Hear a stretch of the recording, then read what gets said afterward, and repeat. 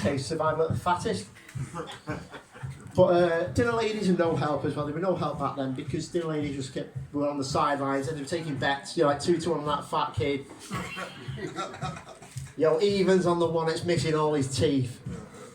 I mean, it was a terrifying time. Halfway through the game, I'm holding back the tears. My nerves gone.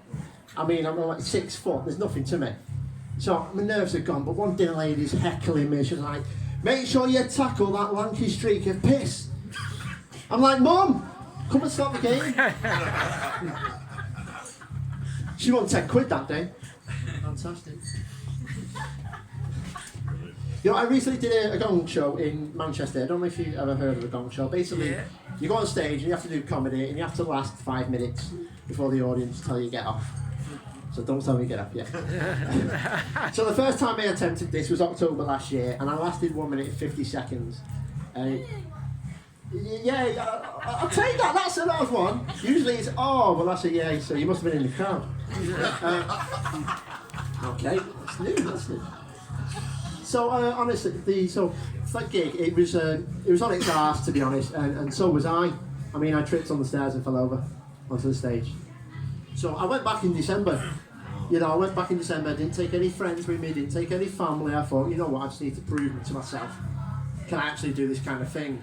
And do you know what? I lasted 5 minutes and I've won it. It's fantastic. Thank you.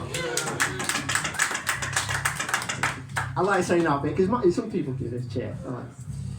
So anyway, I did 5 minutes solo, no friends, no family, and I was really proud of myself. Really proud. So I texted my wife and I said, "Guess what? I've just lasted 5 minutes solo." And my wife texts back and she went, "Well, that's good because with me you last 4. I said, "Why are you lying? It's 4.5. Come on." She was jealous.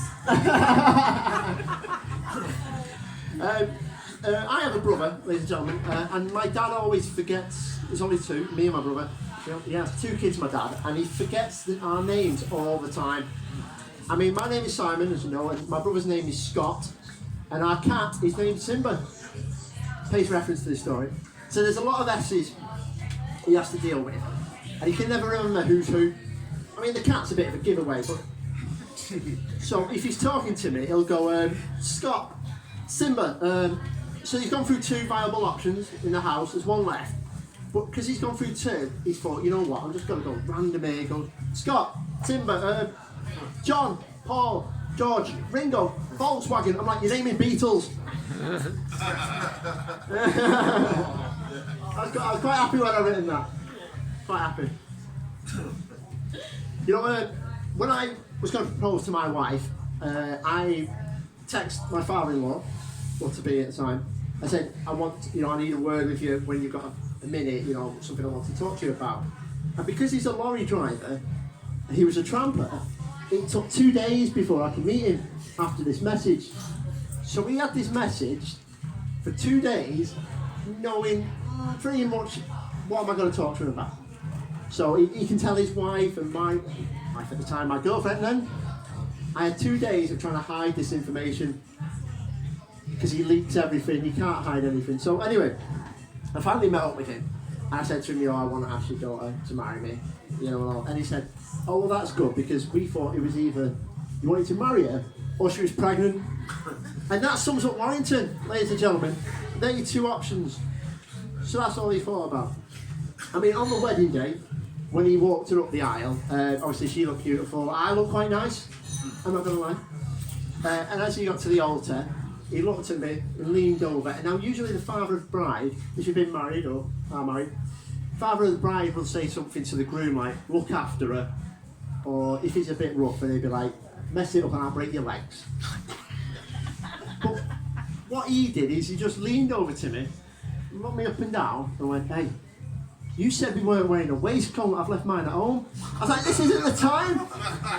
He's like, I've got it in the car, I'll go nip out." "This isn't the time." That's what he said to me, that's a true story. That was shocking. I mean, the first date I had with my wife, I met her on a Friday night, we went out on a date on Saturday.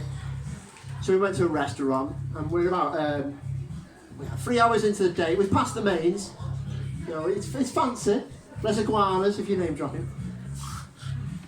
And halfway through the meal, I said, what did you think about the outfit? Not the outfit. The clothes I was wearing on the night we met. Because I was wearing like a shirt and tie thing, and I thought I looked quite smart. What do you think about that? She just took one look at me and just went, oh, you were the one in the tie? I was like, yes, that was me. Fully paid. Fantastic. You know, I've only started, my wife was looking through pictures the other day, and it pops up a reminder. She has like Google images on her phone, and it came up 2 years ago today. So she showed me a picture, and it's me with my little lad, and you know, it's 2 years ago. He looks really sweet. Obviously, he's just like yeah, newborn. But all she could focus on was me in the picture, not in a complimentary way. She was just looking at me like, "You had more hair there," and she went, "There's something different about it," because she said, when we first started going out. We've been together for like 5-6 years. When we first started going out, she went, there's an air of mystery about you. Because you seem a bit mean, moody and broody. You know, you're always like, something, you know, somebody's going to go down here. And she went, now you just seem like a goofball that argues about the price of corned beef in Tesco. So she said, I've worked out what it is. And it's because 2 years ago, I started wearing glasses. I've not always worn them. So when I take glasses off, I've always been squinting. So on the wedding picture, she's looking really smiley on the wedding picture, and I'm like.